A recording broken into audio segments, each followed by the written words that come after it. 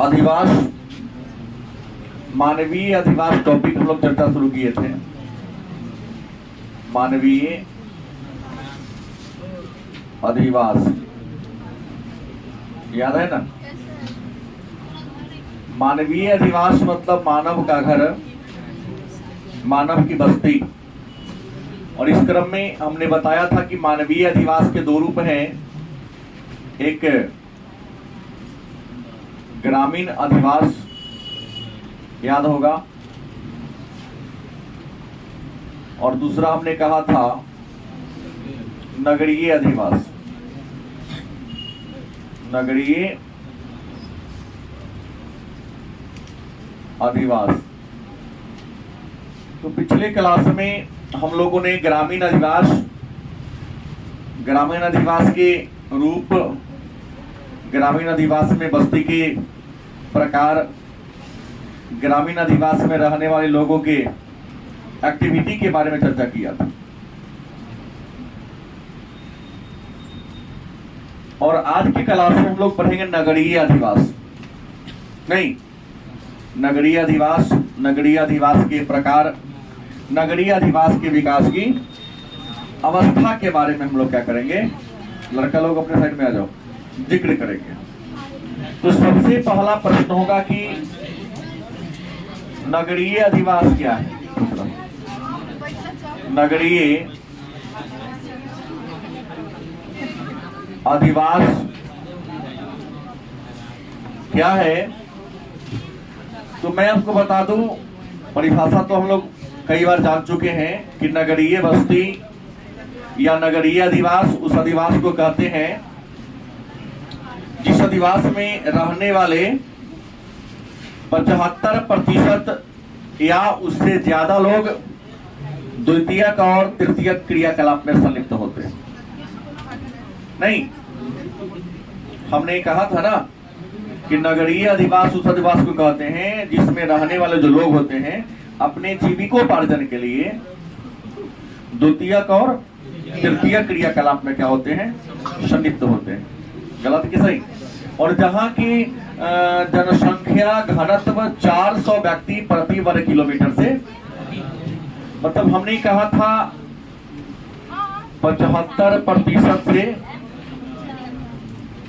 ज्यादा, क्या कहा था, गैर कृषक, और जनसंख्या घनत्व कितना था, 400 व्यक्ति प्रति वर्ग किलोमीटर से अधिक जनसंख्या का क्या हो, घनत्व हो, उस बस्ती को आप क्या कहेंगे, नगरीय बस्ती कहेंगे। क्या कहेंगे? अब सवाल है, तो नगरीय बस्ती का डेफिनेशन हमने क्या कर लिया, जान लिया।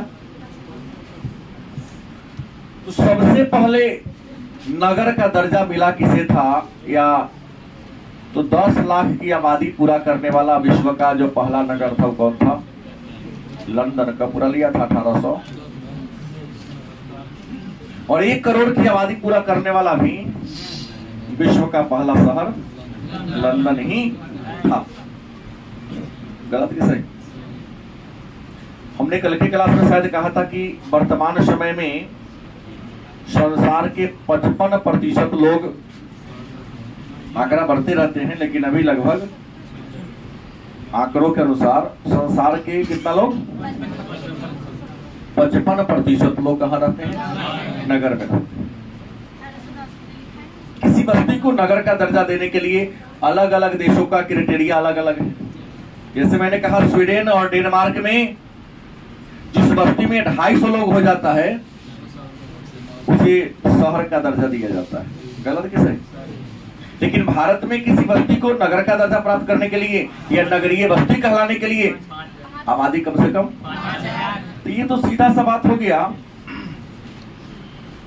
कि भाई स्वीडन, डेनमार्क देशों में आबादी क्या है, इसलिए वहां कम जनसंख्या पर ही किसी बस्ती को नगरीय बस्ती कह दिया जाता है। लेकिन भारत की यदि बात करें तो भारत में तो भाई विश्व का सबसे अधिक जनसंख्या वाला देश भारत बन गया है। और शायद आपको पता ही है कि भारत विश्व का सर्वाधिक जनसंख्या वाला देश कब बन गया? 2023 में। इस साल आप लोगों को पढ़ाया हूं ना, ये अप्रैल क्या गलत कि सही? 23 में हुआ। हाँ 2 महीना पहले भेले। तुम्हारे बात को कौन काटेगा? तुम खड़ा हो, बॉडी देखो तो देगा, सीधा खड़ा हो ना। जगह नहीं है, 4 लाश धो के फेंक दिया, पता लगा पहले कभी कहेगा लोग अवांड की तरह है। यहाँ तक लगाओ, कंपनी बटन यहाँ तक दिया, कुछ सोच के न दिया है। हाँ अब वो अच्छा लग रहा है।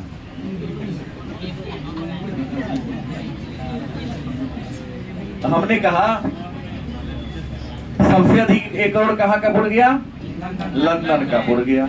आगे चर्चा करें तो आगे आ जाओ। हेरियो का शरीर है, जाती है सब मिलके ऊपर आई जगह बैठे, ऐसा बैठा लो होगा, कहते बैठा लो।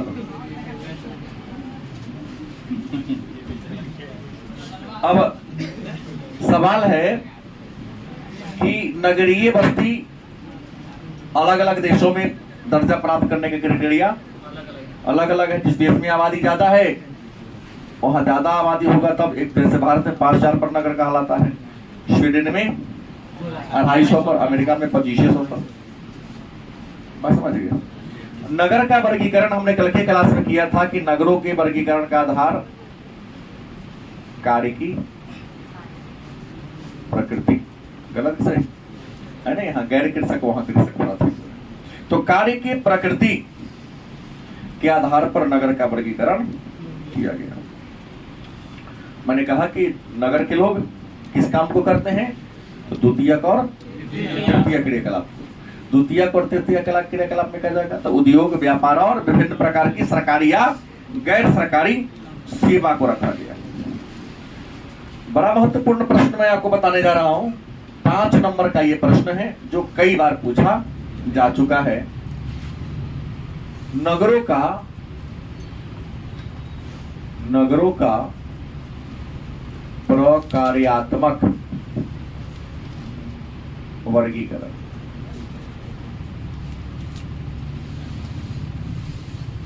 नगरों का प्रकार्यात्मक वर्गीकरण मतलब काम के आधार पर नगरों का वर्गीकरण करें। किस आधार पर? नगरों के प्रकार्यात्मक वर्गीकरण से आप क्या समझते हैं? तो किसी नगर को या नगरीय बस्ती को काम के आधार पर किया गया बंटवारा, किसी बस्ती को काम के आधार पर किया गया बंटवारा नगरों का कौन वर्गीकरण? प्रकार्यात्मक वर्गीकरण कहलाता। उम्मीद है समझ में आया होगा। अगर आपसे 2 अंक का प्रश्न कर दे कि नगरों के प्रकार्यात्मक वर्गीकरण से आप क्या समझते हैं, बड़ी आसान उत्तर होगा इसका कि काम के आधार पर किसी बस्ती का, किसी नगरीय बस्ती का किया गया विभाजन, किया गया वर्गीकरण नगरों का प्रकार्यात्मक वर्गीकरण कहलाता है। अब कहेंगे सर उदाहरण दीजिए। उदाहरण ये हुआ कि सबसे पहला जो नगर होगा वह होगा राजधानी नगर। क्या होगा? राजधानी या प्रशासनिक नगर। गलत कि सही? यहां से एक प्रश्न मस्तूरी पूछता है, ये 2 नंबरी प्रश्न भी हो गया कि राजधानी नगर किसे कहते हैं या प्रशासनिक नगर किसे कहते हैं। प्रश्न क्या है? धर्मेंद्र उठा रहा है तू, मैं देख रहा हूं। राजधानी नगर क्या है या प्रशासनिक नगर? तो राजधानी नगर उस नगर को कहते हैं या प्रशासनिक नगर उस नगर को कहते हैं जिस नगर से उस राज्य का शासन व्यवस्था को चलाया जाता है। वह नगर जहां से उस राज्य के शासन व्यवस्था को चलाया जाता है उस नगर को क्या कहोगे आप? क्या कहोगे? या राजधानी नगर। बड़ी आसान है, 2 नंबरी प्रश्न पूछ दिया है कई बार कि प्रशासनिक नगर किसे कहते हैं या राजधानी नगर। तो राजधानी नगर उस नगर को कहते हैं जिस नगर से उस देश के या उस राज्य के शासन व्यवस्था को चलाया। पूछता है कि इनमें कौन राजधानी नगर है? तो भारत में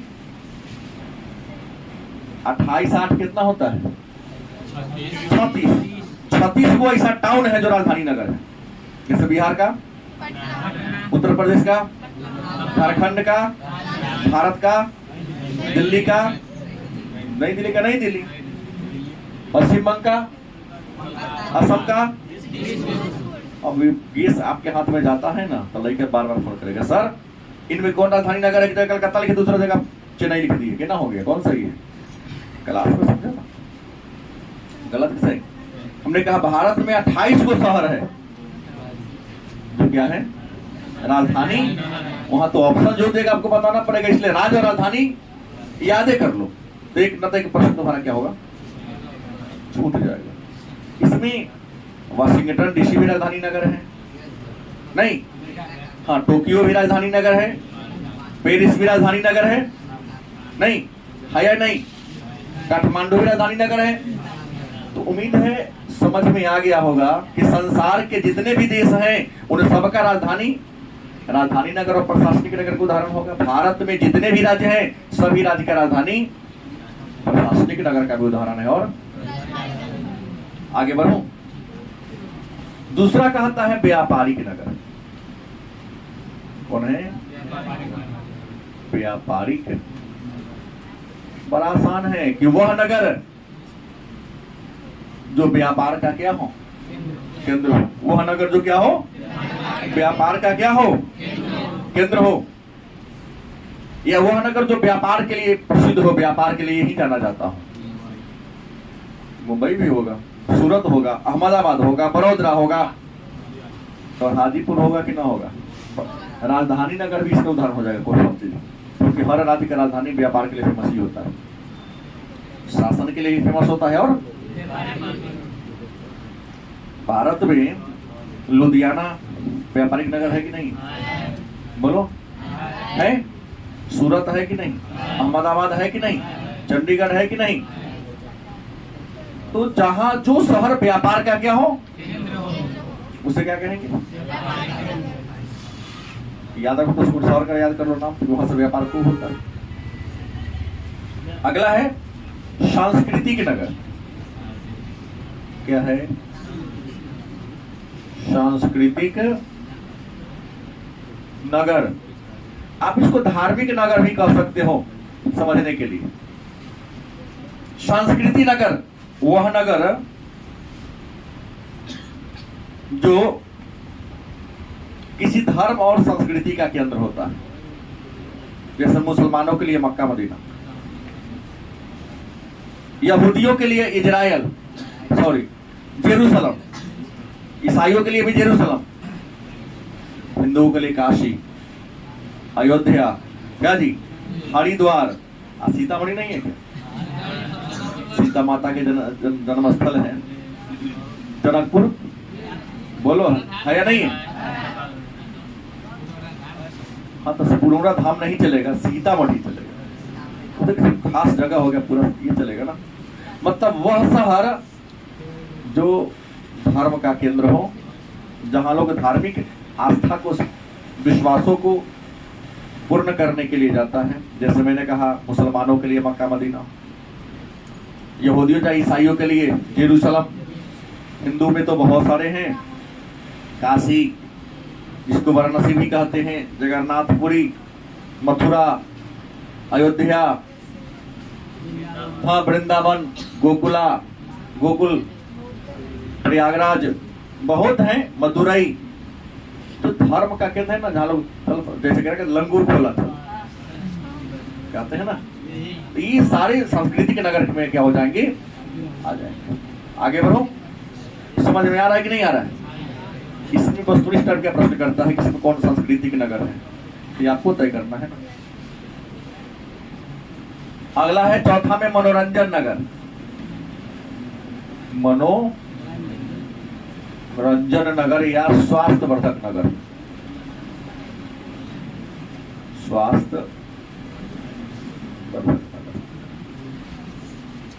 मतलब वह नगर जहां इसलिए जाते हैं कि मन को ताजा कर सके। मन में जो कुछ उदासी है, जो गम है, जैसे किनारा के तौर पर तो देखो खिदल जाता है, चिड़ियाघर देखे खिदल जाए। राजगीर जाके देख लो, जो वहाँ रबड़ डैम बना है, ब्रिज जो बना है, शीशा वाला ग्लास बना है, खूब लोग घूमने जा रहा है। तुम में से कौन गया है? कोई न गया। राधा गई, हाथ इन्होंने उठा रही है, दूर को शीशा ग्लास पर चढ़ी, देख लिए, गोर ला के चला। बहुत भीड़ है। हाँ इधर बना, अब फिर चल जाइए बैटरी पर छन्ना बनाने के बाद। अभी तो भीड़ है, मलमास मेला की वजह से बहुत भीड़ है वहाँ। आज अगर चल पहुंच गए, आज घूमने के बाद नहीं, आज टिकट का 2 दिन के बाद तुमको वहां जाने का मौका मिलेगा। लाइन लगना पड़ता है। टोकन तुमको मिल जाएगा, अनाउंस टाइम दे दिया जाएगा कि आपको इस दिन घूमने का टाइम है, इतना से इतना बजे। हाँ बोला गया। पहाड़ की ऊंचाई पर, जिसको हिल स्टेशन कहते हैं, लोग आला जाता है गर्मी की छुट्टी मनाने, तो मनोरंजन करने जा रहा है। और वहां जाता है तो माहौल अच्छा है, तो स्वस्थ भी हो गया। ऊटी, शिमला, मनाली, धर्मशाला, कसैली, क्या जी, दार्जिलिंग, नैनीताल, मसूरी, ये शहर क्या है? मनोरंजन नगर है, जहां पर जाकर आप जीवन के आनंद को प्राप्त कर सकते हैं। जहां सिल्लीगुड़ी नहीं चलेगा, सीधे शहर। 5वां है औद्योगिक नगर। क्या है?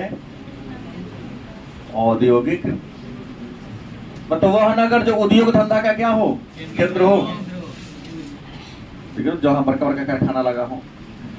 भारत में धनबाद है कि नहीं? अपने भारत की तरह झारखंड में भी धनबाद है, जहाँ कोयला का ही खाना है। आप ले सकते हो सूरत, जहाँ कपड़ा मंडी बहुत ज्यादा है। मुंबई में भी कपड़ा का बहुत कारखाना है।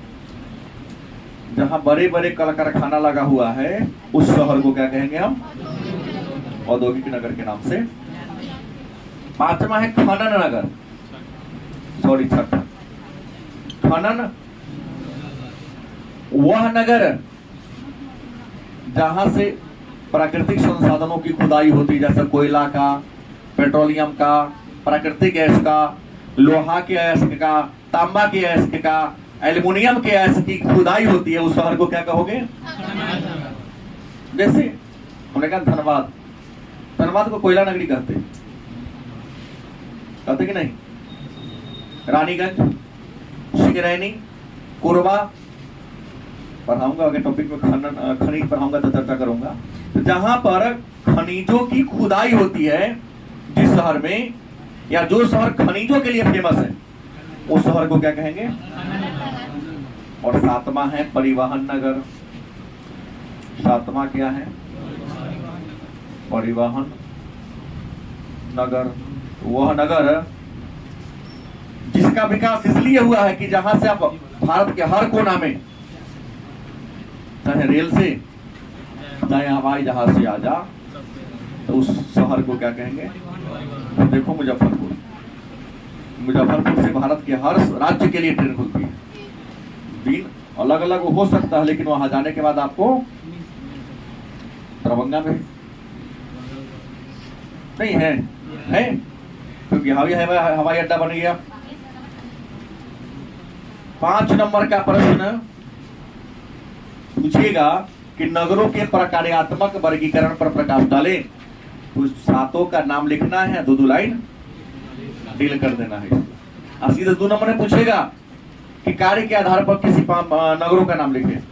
कार्य के आधार पर नगरों का नाम लिखे तो लिखे तो सीधे राजधानी नगर, व्यापारिक नगर, सांस्कृतिक नगर, मनोरंजन नगर, औद्योगिक नगर, खनन नगर। और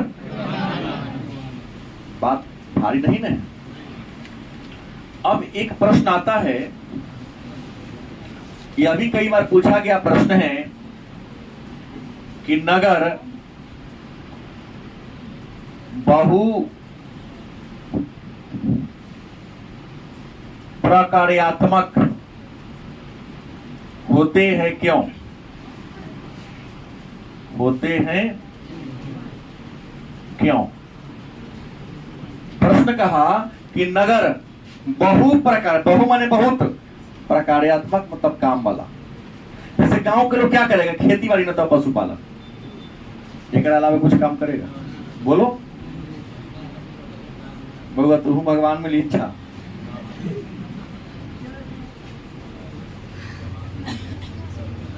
रात में सब टेलीविजन देखता है, देखती है देर तक।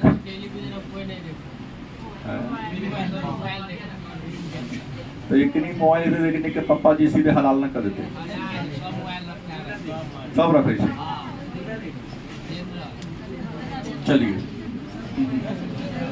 नगर बहु प्रकार्यात्मक होते हैं। क्यों? देखो, नगर में अगर आपके पास योग्यता है तो काम की कमी नहीं है। गांव में क्या, या तो खेती बाड़ी करोगे, नहीं तो पशुपालन करोगे। लेकिन नगर में यदि आपके पास काबिलियत है, आपके पास हुनर है, तो काम की कमी। शहर में रह के कोई गरीबी में जी रहा है तो समझो वो अपने आप पर बोझ है। धरती पर क्या बोझ है? वो अपने आप पर बोझ है। क्या जी? जो अपने आप पर होगा बस जीवन में कुछ नहीं करने वाला है। वो कहता शहर में होगा काम ही नहीं मिल रहा है, तो काम करने के मन नहीं, तो काम तेरा ना मिलेगा। ये तो लेबर के लिए हाहाकार मचा हुआ है। आज मालिक बहुत है, नौकर बहुत कम है। आज जीवन में आगे बढ़ने के लिए मालिक बनना मत सीखो, नौकर बनना सीखो। नौकर बनोगे तो नौकरी मिलेगा। आप सोचते हैं कि मालिक बन जाए तो बेरोजगारी तो होगी तुम्हारे पास। नहीं, पहले नौकर बनो फिर मालिक बन जाओगे बाद में। पहले मालिक बनाना, बाप के पैसा पर आयस करना चाहते हो तो लोग, तो पैसा उड़िया जाएगा तो फिर नौकरी बनेगा ना। तो नगर बहु प्रकार्यात्मक होते हैं क्योंकि नगर में कार्य के बहुत सारे अवसर हैं। अगर तुम्हारे अंदर हुनर है, तुम्हारे अंदर क्या है, काबिलियत है, तो तुम भूखे नहीं मर सकते। गलत किस है? यहाँ नगर में तो देखते हैं कोई किराना वाला है या पार्ट टाइम जॉब भी मिल जाता है। सुबह पढ़ाई कर रहे हो, 2 घंटे तुम्हारे पास टाइम मिल गया, इस जाओ दुकान से जुड़ जाओ। तो कहता है कि भाई हमको 100-100 ग्राम का, या तो गरम मसाला के पुड़िया भी पैक कर लेता है लोग, फुलबत्ती भी बना लेता है लोग। 1-1 किलो के, 2 किलो, 4 किलो, 5 किलो के चावल पैक कर दिया, आटा पैक कर दिया, ये टेप मार दिया। गलत किस है? हर काम यहाँ में, अगर तुम्हारे पास हुनर है तो यहाँ काम की कमी नहीं। यहाँ तो कहती नहीं है महिला, मैं देखता हूँ शहर में 200 या 300 रुपया लेती है महिला, स्वेटर भी देती है। अगर 2 दिन में एक स्वेटर बीन दी, कुछ लोग हैं जिनको स्वेटर बुनने नहीं आता, लेकिन बुना हुआ स्वेटर पहनने का उन्हें क्या है, शौक है, उन खरीद को दे दो उसको। क्या जी? अब कितना ले मुझे नहीं पता है, और उसको 200 रुपया दे दो या 300 दे दो, जो डिजाइन कहोगे बना कर दे देगी। घर में बैठे हैं, कोई काम नहीं है कि किसी कपड़े के दुकान से जुड़ जाओ, क्योंकि जो महंगा महंगा साड़ियां होता है ना, दुकानदार स्वयं उसका पीको फॉल करा के देता है। दुकानदार तुमको फोन करेगा, ये ले जाइए, एक साड़ी पर तुम फॉल चढ़ा दो, नीचे एक पट्टी होता है, आपको कम से कम 40 रुपया तो दे ही देगा। बिंदी बनाने का, राखी बनाने का, टोपी बनाने का, भाई कागज का जो दोना होता है ना, घर में बैठे बैठे इसका भी लोग बना के कारोबार कर रहा है। नगर में काम का कमी, बस आपके अंदर क्या होना चाहिए, हुनर। इसलिए कहा कि नगर क्या होते हैं, बहु प्रकार्यात्मक। यहाँ कमार का भी जुगाड़ बनाकर लोग जीवन को जी सकता है, लेकिन हुनर नहीं तो जुगाड़ों को कमार बना देगा, नहीं कर देगा। अगर तुम्हारे पास काबिलियत नहीं है तो जुगाड़ को क्या कर देगा, कमार बना देगा। अगर तुम्हारे अंदर काबिलियत है तो जुगाड़ कमार को भी क्या कर देते हो, और उससे पैसा कमा लेते हो। जानो होटल वाला को देखे ना, आलू कल सब्जी बच गया, उगाने वाला चक्कर में है, मिक्सी में पीस देता है, चटनी बना देता है। आप लोग तो परसन में परसन नहीं कर देता। नहीं, मैं भी पहले अगंता बस लेता था, 1-2 गौशाला पर गए खाने, सबको उड़े, हमको चटलाई नशा दिया, अपनों खाइए। बहुत पहले से जानता था, हम छोटे थे तब से आपको खाने के लायक नहीं है, काहेला हमको रोज ठीक ना ना सब्जी के बना देते हैं हम लोग। होटल में कुछ जियान हुआ ना, और उगाएगा तो और खट्टा लगेगा। आप बोल देगा दही मिला दे, ना तो नींबू मार देगा। हाँ, दही नहीं, खट्टा अपने उगा के रहता है। ललका चटनी कहेगा, टोमेटो सॉस नहीं है, लाल मोहन के रस है वो, क्या रस जियान होगा, फेंकाएगा। हमने कहा ना, अगर कवार को जुगाड़ बना देता है लोग, अगर बुद्धि है तो आप पुदीना है तो जुगाड़ भी क्या बन जाएगा।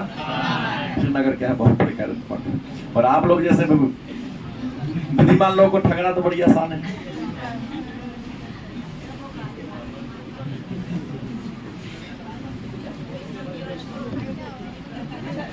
आगे बढ़ो।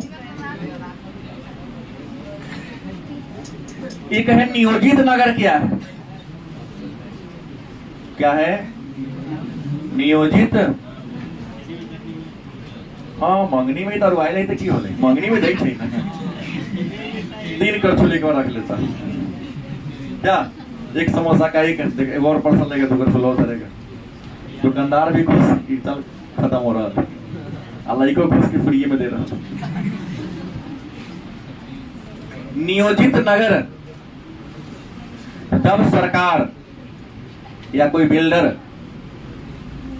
किसी प्लॉट को या जमीन को खरीद कर उसे निश्चित योजना के अनुसार बसाता है।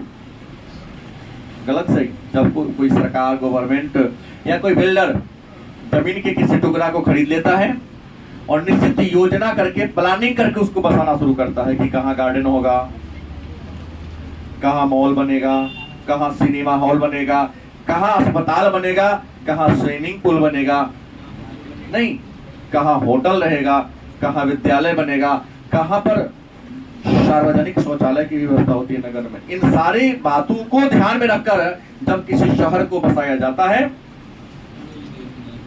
उसे क्या कहते हैं। भारत में हैदराबाद, सिकंदराबाद, मौर्य काल में पाटलिपुत्र, ये सब क्या थे, नियोजित शहर थे। और विश्व की बात करते हैं तो अदिश अबाबा, अदिश अबाबा। और अदिश अबाबा का शाब्दिक अर्थ क्या होता है, नवीन फूल। अदिश अबाबा का क्या होता है, और इथियोपिया की क्या है, इथियोपिया की क्या है, राजधानी है, जिसकी स्थापना 1878 में हुआ था। एकदम नियोजित शहर, पहला सुंदर बसा था इथियोपिया में। उसके बाद कैनबरा कौन है, ऑस्ट्रेलिया की राजधानी है। एक अमेरिका के वास्तुकार वाल्टर बर्ले ग्रिफिथ ने 1912 में क्या किया था, इसका डिजाइन बनाया था। और 1912 में जैसे दिल्ली भारत की राजधानी बनी, वैसे ही कैनबरा ऑस्ट्रेलिया की राजधानी बनी। 1912 में एक नया जीके बन गया कि भारत के अलावे विश्व का वह कौन सा देश है जिसकी राजधानी 1912 में ही बनी। ऑस्ट्रेलिया, राजधानी का नाम क्या है, कैनबरा।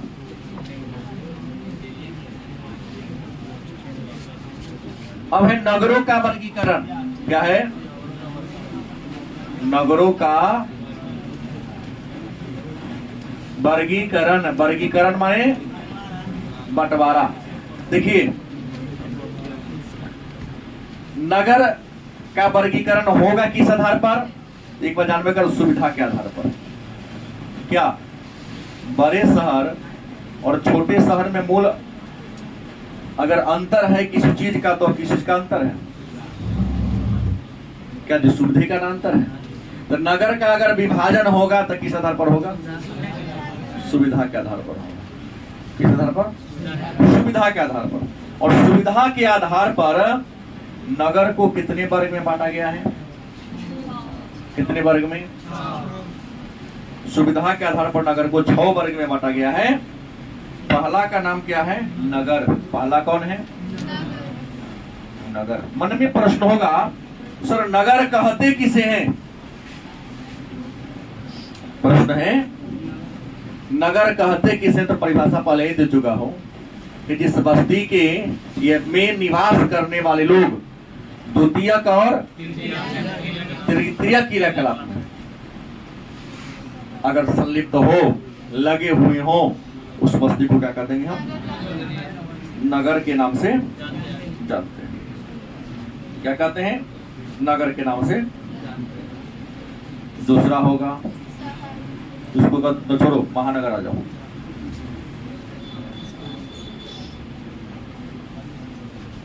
आसान परिभाषा की अगर बात करें तो वह बस्ती जिसकी आबादी कम से कम कितना हो, 1 लाख हो, उस बस्ती को क्या कहेंगे? आज जिस बस्ती की आबादी कम से कम कितना हो, उसे क्या कहेंगे? जिस बस्ती की आबादी कितना हो, आसान परिभाषा तो ही लग रहा है, बाकी तो परिभाषा ये दिया हूं कि जिस बस्ती की आबादी कम से कम कितनी हो, 1 लाख हो तो 10 लाख हो गया तो 10 लाख हो गया तो। अब तीसरा है सन नगर। पैट्रिस गेडिज नामक विद्वान ने सन नगर के बारे में विचार दिया था 1915 ईस्वी में। कहा है कि जहां पर 2 महानगर आपस में मिल रहा हो, नहीं बीच में कुछ खाली जगह है, एक उधर भी महानगर है और एक इधर भी, जैसे आने वाले दिनों में पटना और हाजीपुर हो जाएगा। गांधी सेतु कैसे, गंगा नदी के एक किनारे, उत्तरी किनारे एक नदी शहर कौन है, दक्षिणी किनारे। हाजीपुर भी बड़ा शहर होते जा रहा है धीरे धीरे, गलत किसे? तो जब 2 बड़े बड़े महानगर या 2 10 लाखी नगर क्रम में हो, तो ऐसे नगरों क्या कहते हैं? सन नगर के नाम से जानते हैं। उसके बाद मेगा नगर, क्या है? मेगा नगर, इसको विश्व नगरी भी,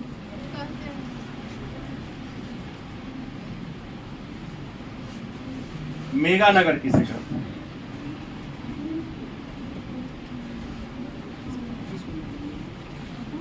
तो वह नगर जिसकी आबादी 10 लाख से क्या हो, लेकिन 1 करोड़ से कम हो। 10 लाख से क्या हो, लेकिन 1 करोड़ से क्या हो, उसे क्या कहेंगे हम? मेगा नगर के नाम से जानते हैं।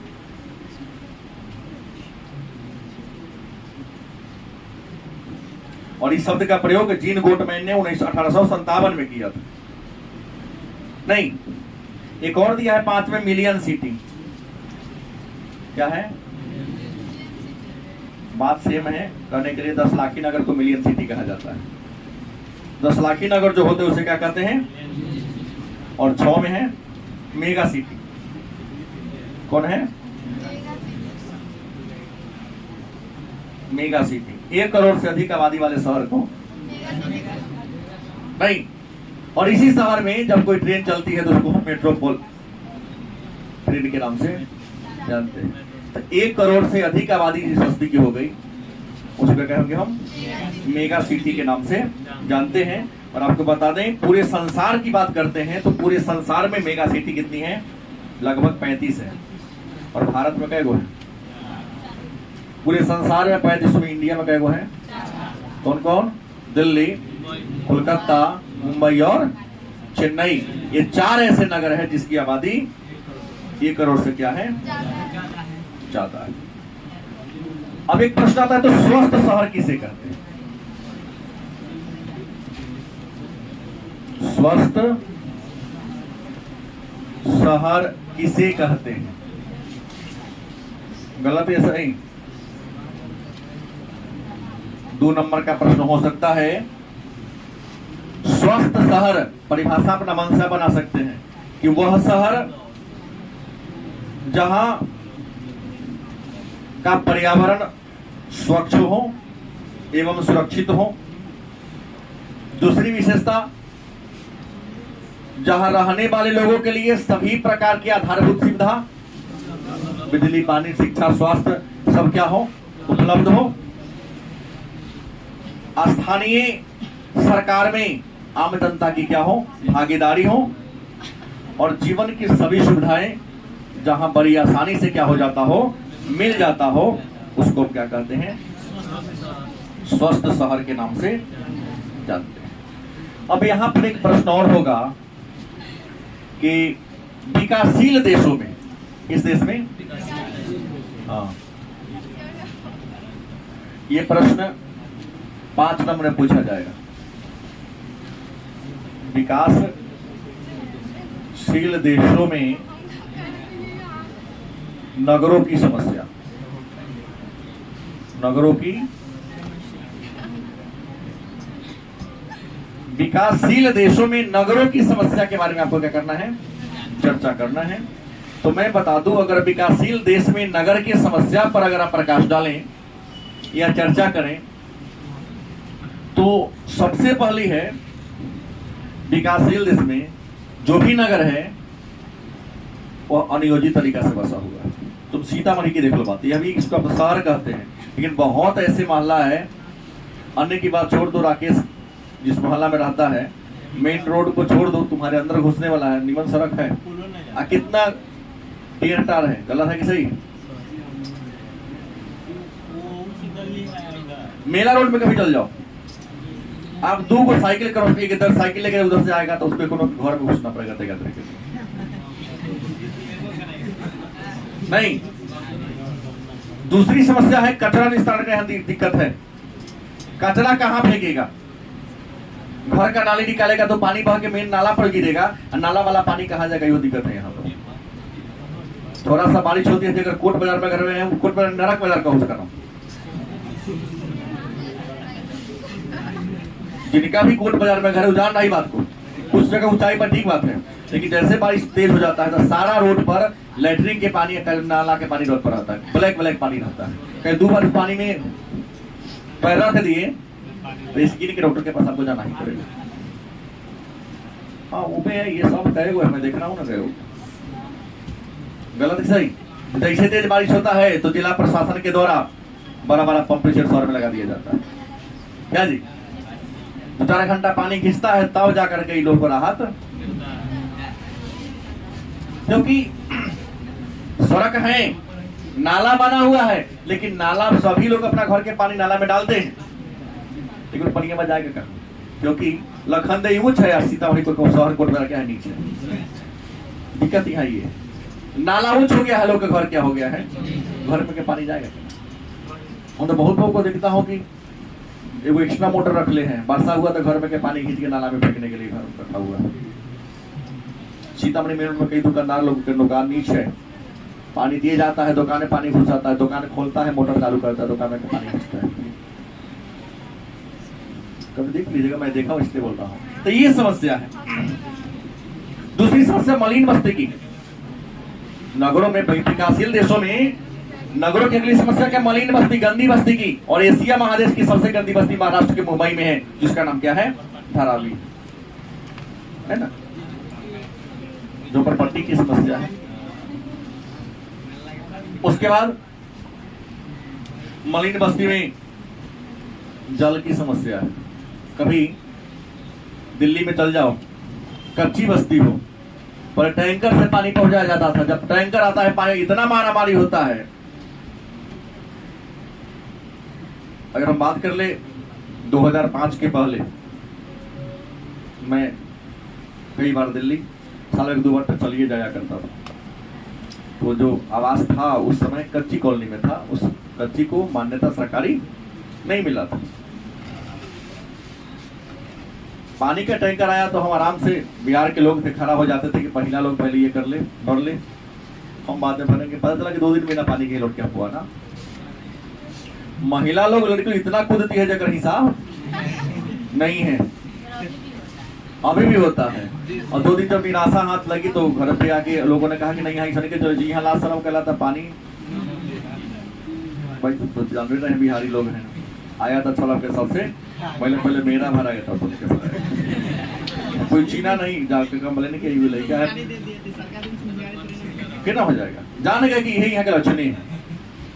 यहाँ मान मर्यादा कोई बात नहीं है कि लाइन लगा के चलो, कोई हिसाब किताब, क्योंकि मलिन बस्ती है, शिक्षा भी कम है, विचार भी लोगों में क्या है, कम है। ये तो जानवर की तरह, पशु की तरह गुण है। जैसे तुम लोग घर से मान लो खा के आए हो, अरे मान लो ना, फिर दोबारा जाओगे, अगर मम्मी खाना बना के अभी खा लेना है तो फिर खाना लेके मेरा उड़ो कहती है ना, भले 4 दिन किसी के वो व्रत क्यों न कियो, लेकिन जाओ ना, बगल में भैंसी गाय बना है, ओकर बच्चा छोट है, अगर तू रोटी धरो तो अपना बचवा एक ठाई मार के करी खाका देगा, अपने खा जाएगा। गलती की सही। शहर में ऐसा के लोग होता है, बेटवा खाओ चाहे हमारा 2.5 पे हम बढ़ते बढ़ते फिर तब ना तोरा लो नहीं बस्ती में होता है। बिजली की समस्या है, पानी की समस्या है, ये हो जाएगा पर तारा खंभा लगाने बिजली पड़ जाएगा, सबके तारे फेरे उड़ा देगा 2 मिनट में।